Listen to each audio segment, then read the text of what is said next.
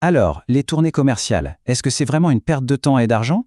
Eh bien, pas si vite. On va voir ensemble comment une bonne planification stratégique peut transformer chaque déplacement en une vraie mine d'or. Prêt à optimiser? C'est parti. C'est vrai qu'à l'heure du tout numérique, on pourrait penser que le commercial terrain, c'est un peu dépassé. Mais en fait, c'est une grosse erreur. Le contact humain, ça reste la clé. Le problème, c'est que ce commercial fait face à un ennemi, un saboteur invisible qui guette chaque kilomètre et qui peut transformer une journée productive en un vrai gouffre financier. Mais c'est qui, cet ennemi? Là voilà, la fameuse question. Qu'est-ce qui peut vraiment ruiner la meilleure des tournées, même quand on a le meilleur produit et un vendeur incroyable? La réponse est fondamentale, c'est vraiment la clé de tout le reste. Et la réponse, elle est presque trop simple, la perte de temps. Un trajet mal fichu, un bouchon imprévu, un client qui annule au dernier moment. Chaque minute qui file, c'est du chiffre d'affaires potentiel qui part en fumée.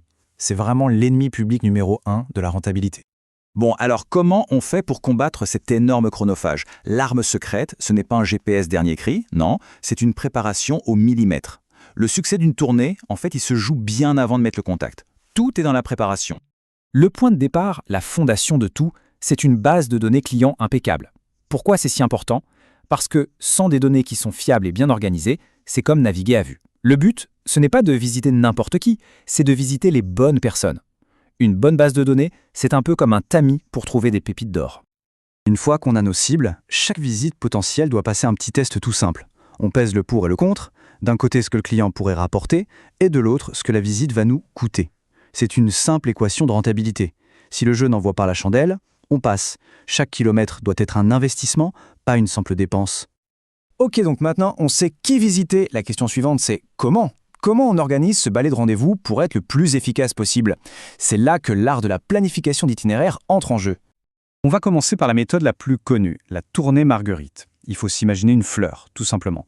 Le commercial est au cœur de la fleur et chaque jour, il explore un pétale, une zone différente, avant de rentrer à sa base le soir. Le gros avantage, on dort chez soi. C'est la méthode parfaite pour allier performance et vie de famille quand on travaille sur des secteurs assez concentrés. Deuxième méthode, la tournée en escargot. Cette fois, l'image, c'est la coquille. On part du centre et on s'éloigne en spirale dans des cercles de plus en plus grands.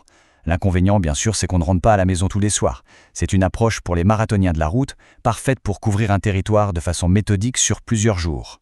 Et enfin, pour les très grands territoires où les clients sont dispersés, on a la tournée en zigzag. La stratégie, elle est un peu contre-intuitive, mais elle est redoutable. On fonce jusqu'au point le plus éloigné de la zone et ensuite on revient en balayant la zone de gauche à droite. Ça garantit de ne laisser personne de côté, même les clients les plus isolés. C'est la méthode tête brûlée, mais super efficace. Et si on prend l'exemple de notre commercial, Benjamin, le choix est une évidence. Son secteur couvre 3 départements, son domicile est pile au centre. C'est un cas d'école pour la méthode Marguerite. Comme ça, il peut optimiser ses journées à fond tout en rentrant chez lui chaque soir. L'efficacité au service de l'équilibre en quelque sorte. Bon, toutes ces méthodes, ce sont des grands classiques qui ont fait leurs preuves. Mais aujourd'hui, la technologie vient leur donner un coup de fouet monumental. Imaginez ces mêmes stratégies, mais dopées à l'intelligence artificielle.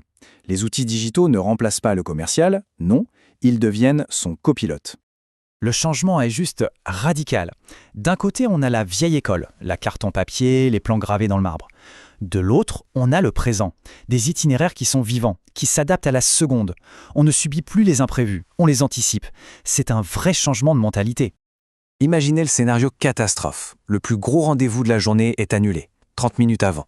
Le premier réflexe, c'est de paniquer, de pester contre ce trou béant dans l'emploi du temps. Mais avec un copilote digital, ce n'est plus vraiment un problème. Et c'est là que la magie opère. L'application, elle, va immédiatement signaler un autre prospect à fort potentiel qui se trouve à seulement 5 minutes de là où on est. En un seul clic, le trou dans l'agenda est comblé. Un imprévu vient de se transformer en une nouvelle opportunité. Le temps mort, ça n'existe plus. Alors au final, est-ce que tout cet effort de planification en vaut vraiment la peine? La réponse, c'est un grand oui. Les bénéfices ne sont pas juste théoriques, non, ils sont concrets, ils sont mesurables et franchement, ils changent complètement la donne. Le résultat de tout ça, c'est un véritable cercle vertueux. Pensez-y, plus de temps passé face aux clients, ça veut dire plus de ventes. Moins de temps sur la route, ça veut dire moins de coûts et moins de stress. Un commercial qui est plus serein, c'est un client qui est plus satisfait. Et un client satisfait, ça devient un avantage énorme sur la concurrence. Chaque élément alimente le suivant. Donc la question finale à se poser, c'est celle-ci. La prochaine feuille de route, est-ce que ce sera une simple liste d'adresses ou un véritable plan de bataille pour la rentabilité? Parce qu'aujourd'hui, le succès sur la route, ce n'est plus une question de chance, c'est un pur produit de la stratégie. À chacun de jouer.